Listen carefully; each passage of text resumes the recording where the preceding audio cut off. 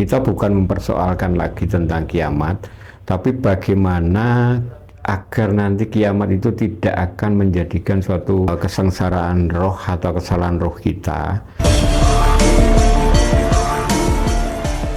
Apakah kiamat itu ada dan kapan akan terjadi?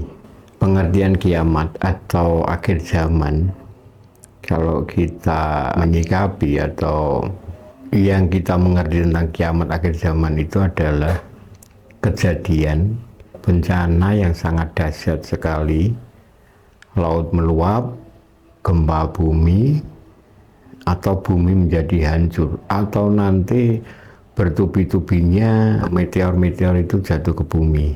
Tapi kalau kita bisa mengatakan kiamat itu suatu cerita yang diajarkan kepada kita atau diberikan pengertian-pengertian tentang kiamat kepada setiap manusia, akhirnya manusia itu berpikir tentang cerita-cerita kiamat itu, atau nanti menguraikan tentang cerita-cerita kiamat itu seperti yang didapat.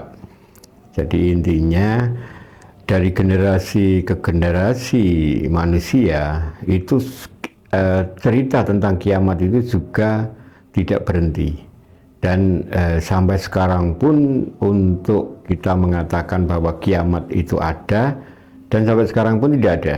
Kiamat sendiri itu sebenarnya masih dalam histori di dalam diri kita masing-masing manusia. Tapi kalau Nathan sendiri menjawab, sebenarnya kiamat itu adalah suatu kematian, dan kematian itu sendiri suatu proses manusia, dan setiap manusia itu pasti mengalami siklus hidup atau lahir dan nanti mencapai kematian. Kematian itu menurut pengetahuan adalah akhir dari hidup seseorang yang sifatnya dia mengalami suatu kematian itu sendiri, dan secara tidak langsung dia juga mengalami yang namanya akhir zaman atau kiamat untuk diri sendiri dan untuk rohnya sendiri. Dan kiamat itu sebenarnya kita berpendapat itu adalah kematian setiap manusia. Dan kita bukan mempersoalkan lagi tentang kiamat, tapi bagaimana agar nanti kiamat itu tidak akan menjadikan suatu kesengsaraan roh atau kesalahan roh kita di saat nanti kita hidup di dalam kerohanian atau hidup secara roh. Karena secara pengertian roh itu adalah kehidupan yang kekal. Makanya di sini kita coba untuk mempelajari tentang histori kiamat di dalam pengertian kita melakukan bagaimana agar rohani kita itu menjadi benar, menjadi tidak salah, dan menjadi seperti yang diajarkan nabi-nabi kita. Dan kita juga harus merujuk tentang semua ajaran nabi yang pernah ada di bumi ini.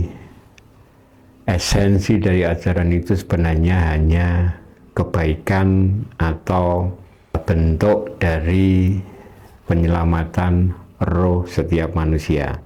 Kita pastikan atau kita berpendapat bahwa kiamat itu adalah akhir hidup seseorang.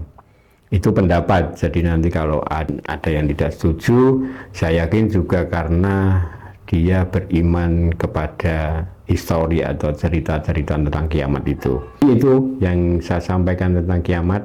Oh ya, dan kapan terjadinya? Terjadinya itu setelah kita mengalami kematian dan kita bertanggung jawab tentang roh yang akan hidup selanjutnya atau akan hidup yang kekal itu.